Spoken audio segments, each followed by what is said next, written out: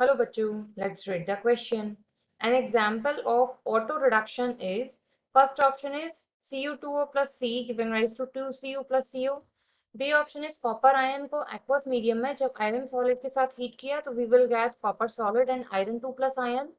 C option is Cu2O, that is copper oxide, when heated with half mole of copper sulfide, it provides copper metal or half mole of CO2.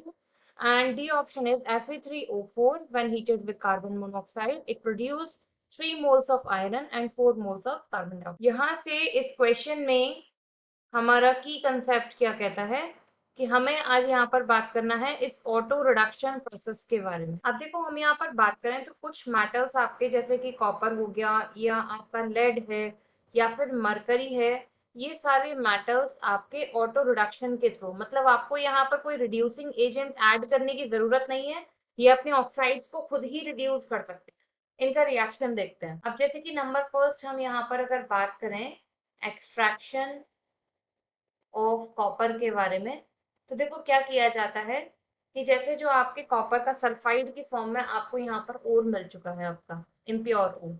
अब आपने क्या करना है, सबसे पहले इसका कराना है रोस्टिंग।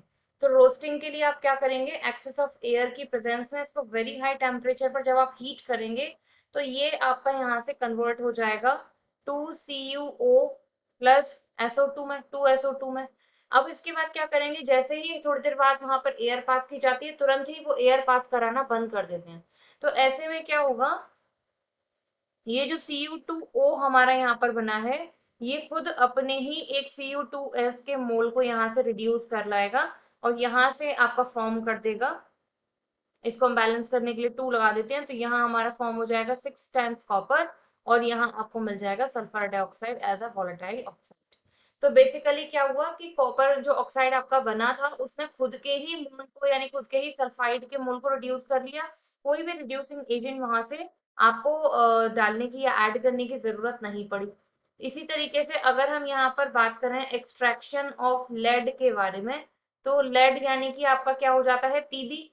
तो इस पीबी को जब आप यहाँ से रिड्यूस करेंगे तो किस तरीके से, बिल्कुल वही तरीका होगा कि जब आप पीबी सल्फाइड के वहां से आप ऐड करेंगे उसमें और उसका रोस्टिंग कराएंगे ऑक्सीजन की प्रेजेंस में, तो ये कन्वर्ट हो जाएगा आपका लेड ऑक्साइड प्लस 2 मोल्स आपको वहां पर मिल जाएंगे सल्फर ऑक्साइड के।